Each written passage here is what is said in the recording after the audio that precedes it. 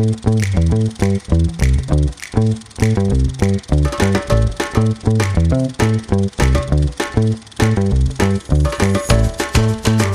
everybody, welcome to another episode of Kev's Movie Corner. I am Kev, and this week we are talking about Double Indemnity. Man, that's a hard word to say.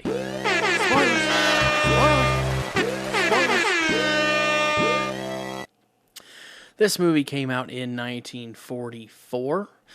It stars Fred MacMurray, Barbara Stanwyck, and Edward Robinson as the three main characters in the film.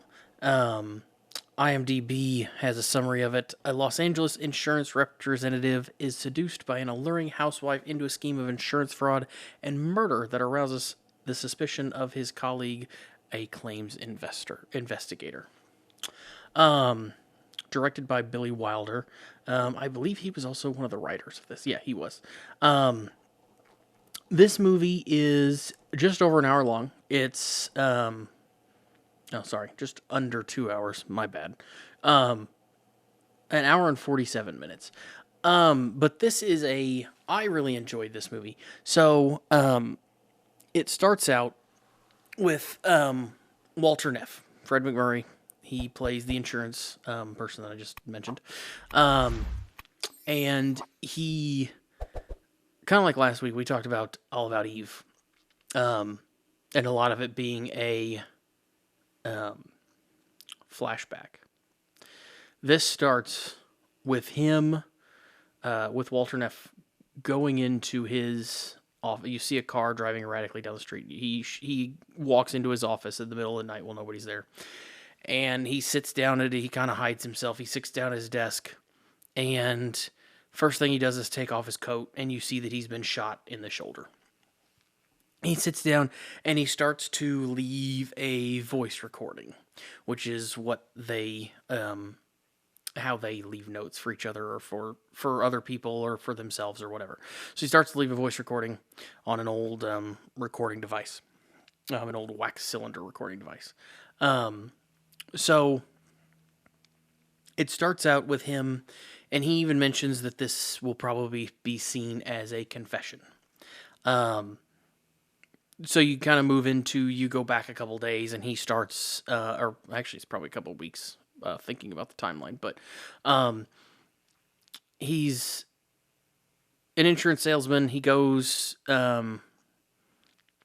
to talk with Edward Robinson, Barton Keyes, which is his friend at the insurance company at this point.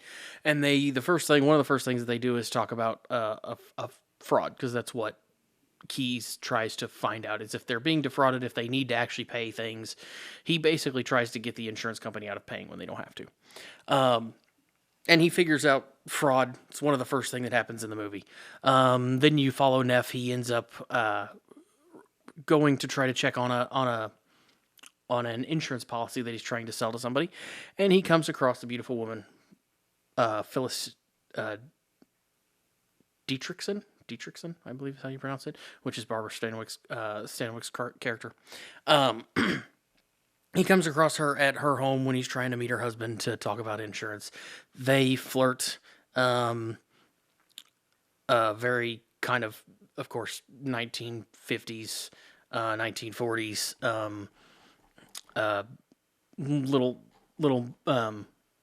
sexist flirting, but it was a different time back then, so we'll pass on that. But anyway, so he kind of flirts with her a little bit, then he ends up leaving. She calls him back a couple days later, late at night, and they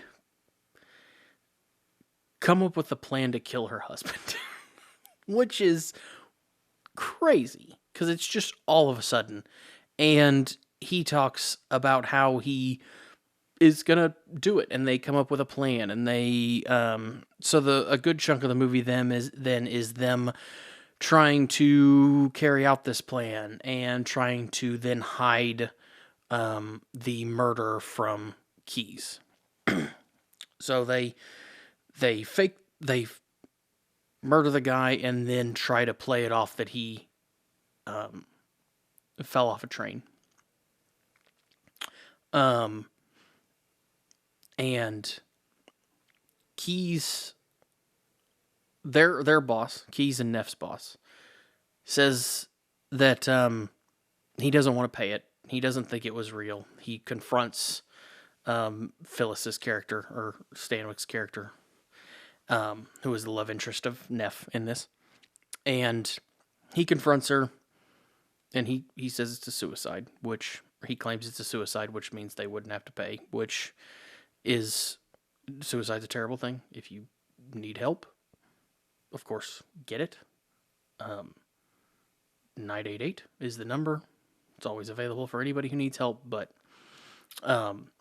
they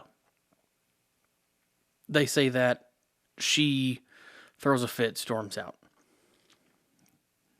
Keyes tells them they're going to have to pay. Keyes tells their boss that they're going to have to pay, and he's an idiot, and that he was an idiot for even thinking that.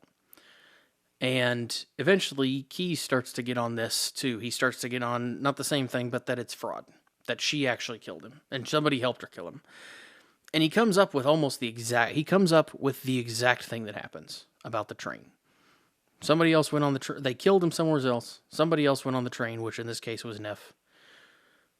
Jumped off the train, because the train wasn't going fast enough for somebody to die falling off of it. Jumped off the train. They threw the dead body on the tracks to make it look like he had fallen off the train and died. And then they went away. Now, he doesn't know at this point that Neff was the one that did it, but he believes that somebody worked with her. And Neff is kind of afraid. He's keeping her, he's trying not to see her because, they're trying to get the money from this and go live on their own together, go off together. At all this time, he's also kind of not really dating, but spending time with the daughter of the man who died. And then that comes with a whole twist as well, where she says that her stepmom was the one that killed her actual mom.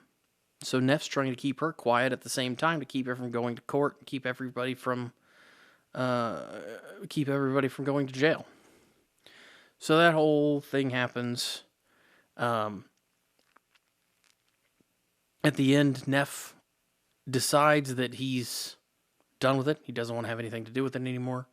He thinks that Phyllis is a terrible person, which he says now that she's killed the wife of this man who she married and him, and he just thinks that she's just out to kill everybody, basically. Anybody that's with her, she's a femme fatale is what she's is in this. So he goes to confront her and to kill her as well, and to frame the other guy that Keyes believes was helping her.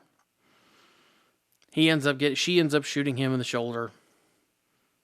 He confronts her. She says she can't do anything about it because she loves him, and he ends up shooting her and killing her.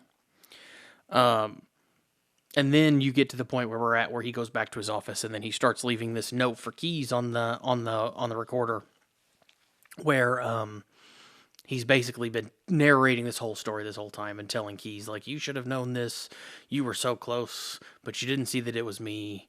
Da da da da da. Keyes ends up showing up, and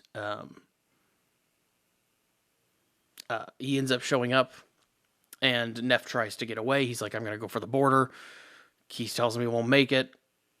Of course he doesn't, because he's been bleeding out now for several hours. He's been sitting there bleeding for several hours while he's leaving this voice note instead of going to the hospital or anything.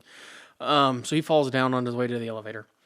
And Keyes is just like, well, he calls an ambulance and the police and is like, well, this is what's going to happen. So, and that's where the movie ends. It ends with them in the hallway of the insurance company.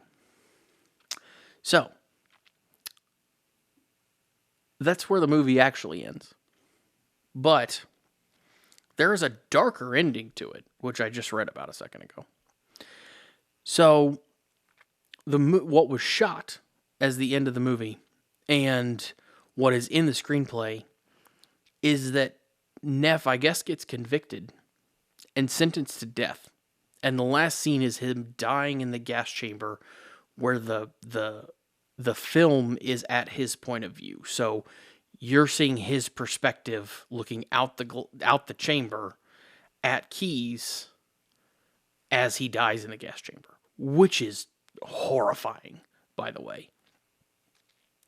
And then Keyes leaves the prison in shock. So that's how the end of the movie was supposed to go. The director, where'd it go again? Billy Wilder shot this. Took 5 days. Spent $150,000. By the way, $150,000 is a good chunk of this movie's budget because it only had a total budget of $980,000. So more than 10% of their budget was spent just on this last scene. 5 days, $150,000. He said it was the best thing that he ever filmed, or thought it was the best thing he ever filmed, but they cut it. It's believed to still be possibly in Paramount's vaults. They think it still exists somewhere, but I don't know if you can find it or not. I didn't try to. I just read about it a second ago before I started recording this. So, apparently they felt, the editors and things felt that it was too gruesome to put in a movie, which makes sense. Watching somebody die in the gas chamber from their point of view is pretty gruesome. It not quite as gruesome as The Green Mile, but there's a scene in that I'm sure you guys have seen. Or, well, maybe not, but I'll leave that for another time. So that's the movie. Like I said, it's an hour and 47 minutes long. It was a good movie. There was once where I checked the time, and I've talked about that's how I kind of gauge how I like the movie. There was once where I checked the time, and there was still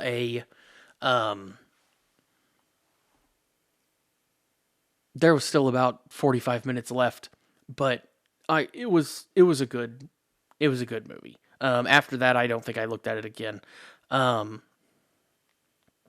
So, a couple of interesting facts about the movie. It was nominated for 7 Academy Awards, so it did obviously really well. I don't know that it won any. Let's see here if it won any awards. Nominated for 7 Academy Awards. Where are the awards on here?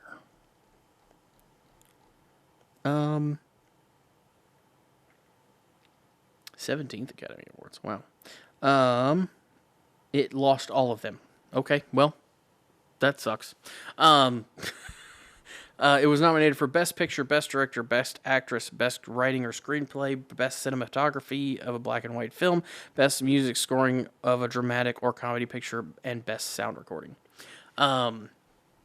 So 7 Academy Award nominations, unfortunately didn't win any, which is kind of crazy, but you know. Interestingly, the house that is used as that Barbara Stanwyck's character is her home in the movie is still there, apparently. It still stands today on Quebec Drive, which is interesting.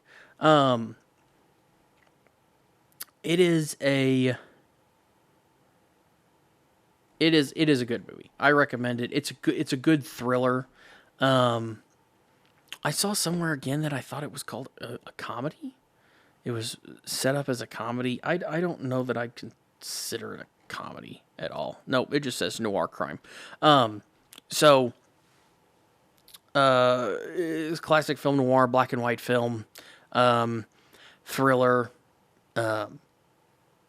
drama. It was a lot of fun. I recommend it. It's shortish, a little over an hour and a half, hour and 45 minutes. It's really easy to watch through, and it's something that's interesting because there's always there's a couple times where there's not a whole lot going on, but for the most part, it's pretty good. So I would recommend it to anybody who wants to watch these. Hopefully you watched it with me, or you're just listening to this, and this is it. I you do you. I'm not, not gonna say anything about that. But anyway, 97% on Rotten Tomatoes, 8.3 out of 10 on IMDb. I think that is it for this week.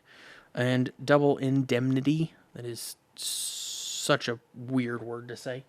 Next week, The Godfather Part 2. We watched The Godfather Part 1 on here a long time, when Steve was still doing this on the regular podcast.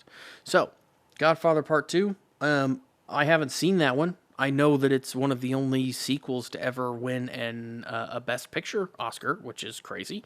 But, yeah, we'll watch that. So, don't forget to like, subscribe, comment, and I will talk to you guys next week.